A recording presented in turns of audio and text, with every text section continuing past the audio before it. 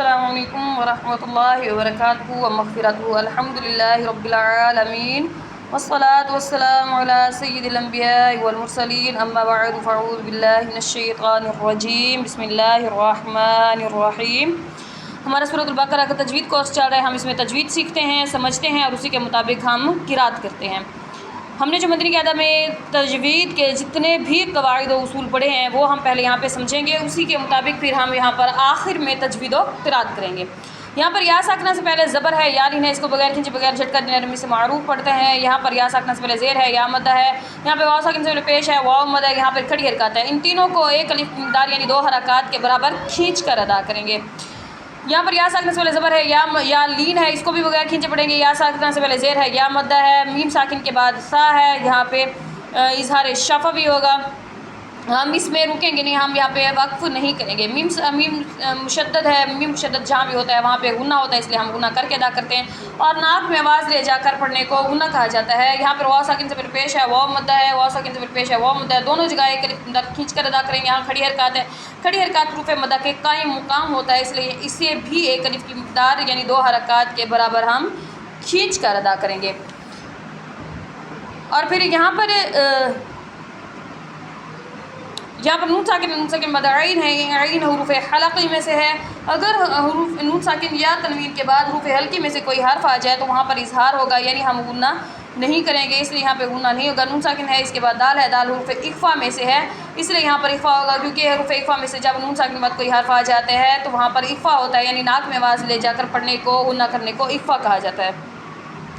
اللہ عز و جل کا لام ہے، کیونکہ اللہ میں لام پہلے آتا ہے۔ اللہ عز و جل کے لام سے پہلے اگر کوئی بھی حرف الف سے یا تک اگر اس پہ زیر ہے تو وہاں پر اللہ عز و جل کے لام کو پر نہیں کیا جائے گا، باریک پڑھا جائے گا، اس لیے یہاں پہ ہم باریک پڑھیں گے۔ یہاں پہ کھڑی حرکات ہے، اس کو ایک الف اندر کھینچ کر ادا کریں گے۔ یہاں پر واو ساکن سے پہلے پیش ہے، واو مدہ ہے، اس کو بھی ایک الف یعنی 2 حرکات کے برابر کھینچ کر ادا کریں گے۔ یہاں پہ کھڑی حرکات ہے، کھڑی حرکات کو ایک الف اندر کھینچ کر ادا کریں گے۔ یہاں پہ تنوین ہے، تنوین کے بعد قاف ہے، قاف حروف اخفا میں سے ہے۔ یہاں پہ حروف نون ساکن اور تنوین کے بعد یہاں پہ تنوین ہے، تنوین کی 2 زبر ہے۔ تنوین کے بعد حروف اخفا میں سے کوئی حرف آ جائے تو وہاں پہ اخفا ہوگا، اس لیے یہاں بھی اخفا ہوگا۔ یا ساکنہ سے پہلے زیر ہے، یا مدہ ہے، اس کو بھی کھینچ کر ادا کریں گے۔ یہاں پہ تنوین جب ہم نے قاعدہ میں ہم نے جب وقف کی علامات ہم پڑھ رہے تھے کہ وقف میں جب ہم وقف کریں گے تو کون کون سی علامتوں کو کس طرح سے ادا کریں گے، اس میں ہم نے پڑھا تھا کہ اگر تنوین جو ہے، تنوین میں اگر 2 زبر آ جائیں، 2 زبر میں ہم وقف کریں تو وہاں پر 2 زبر جو ہے وہ ایک الف میں بدل جائے گا، یعنی یہاں پہ قلیلن کی بجائے قلیلا پڑھیں گے اور تھوڑا سا دراز کر کے پڑھیں گے۔ الف کا مطلب ہوتا ہے دراز کر کے پڑھنا، اس لیے ہم اس کو تھوڑا سا لمبا کر کے ہم اسے کھینچ کر ادا کریں گے، اس لیے قلیلا، اس کو بھی ایک الف، اس کو بھی ایک الف، یعنی یہ بھی الف مدہ ہو جائے گا، یہ مدہ دونوں کو برابر برابر کھینچ کر ادا کریں گے۔ اور قاف کو ہم پر پڑھیں گے۔ جہاں پر تا ہے، قا ہے، قا وقف مطلق کی علامت ہے اور اس پہ ہم رکیں گے، پھر رکنا چاہیے، اس لیے ہم یہاں پہ اخفا وقف کریں گے، اور وقف میں ہم 2 زبر کو ایک الف میں یعنی قلیلا میں بدل دیں گے۔ یا ساکنہ سے پہلے زبر ہے، یا لین ہے، تنوین ہے، تنوین کے بعد لام ہے، لام حروف یرملون میں سے ہے۔ اگر تنوین کے بعد حروف یرملون میں سے کوئی حرف آ جائے تو وہاں پر ادغام ہوگا، یعنی تنوین کو لام کے اندر ڈال کر پڑھیں گے، فویل اللہ پڑھیں گے، یہاں پہ تنوین کو اس کے اندر ڈال کر پڑھ دیں گے۔ یہاں پہ ادغام ہوگا، میم ساکن کے بعد دوسری میم ہے، اگر میم ساکن کے بعد میم آ جائے تو وہاں پر ادغام شفوی ہوگا، اور یہاں پہ ہم مدغم کر کے ادا کریں گے، لہم مما پڑھیں گے، ایک میم بنا کر پڑھیں گے، لہم، یوں نہیں پڑھنا ہم نے، لہم مما یوں نہیں پڑھنا ہم نے۔ اگر ہم کریں گے لہم مما تو یہ غلط ہو جائے گا، ہم نے اس کو اس کے اندر ڈال کر پڑھنا ہے۔ ادغام کا مطلب ہوتا ہے اس کے اندر ڈال کر پڑھنا، ادغام کرنا یعنی مدغم کرنا، اس کو ملا دینا، اس لیے ہم یہاں پہ لہم اس طرح سے ہم نے ادا کرنا ہے۔ یہاں پہ پھر میم مشدد ہے، یہاں پہ میم مشدد ہے، دونوں جگہ ہم غنہ کریں گے۔ یہاں پر یا ساکنہ سے پہلے زبر ہے، یا لین ہے، یا ساکنہ سے پہلے زیر ہے، یا مدہ ہے، میم ساکن کے بعد واو ہے، اظہار شفوی ہو گیا، یہاں پہ غنہ نہیں کریں گے۔ واو ساکن یا ساکن سے پہلے زبر ہے، یا لین ہے، اس کو بھی غیر کھینچے پڑھیں گے۔ تنوین کے بعد لام ہے، پھر وہی قاعدہ ہے، یہاں پہ ادغام ہوگا، اور یہاں پہ میم ساکن کے بعد دوسری میم ہے، پھر وہی ہے قاعدہ ادغام شفوی ہوگا، اور یہاں پہ پھر میم مشدد ہے، میم مشدد میں غنہ ہوگا۔ الف سے پہلے زبر ہے، الف مدہ، الف سے پہلے باریک حرف ہے، اس لیے ہم الف کو یہاں پہ باریک پڑھیں گے دونوں جگہ پہ۔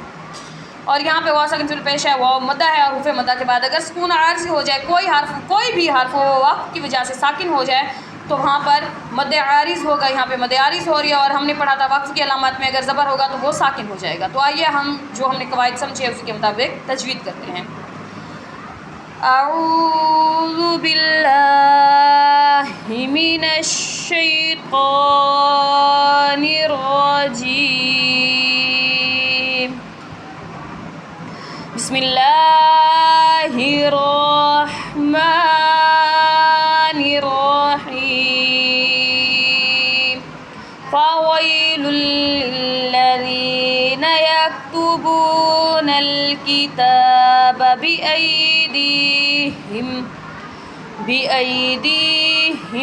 ثم يقولون هذا من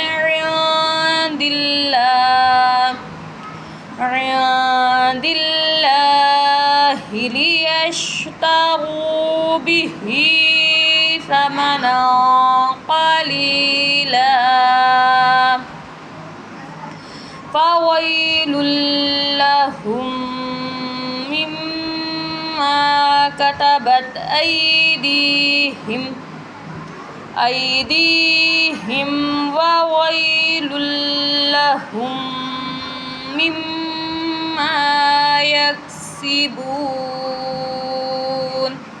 صدق اللہ العظیم.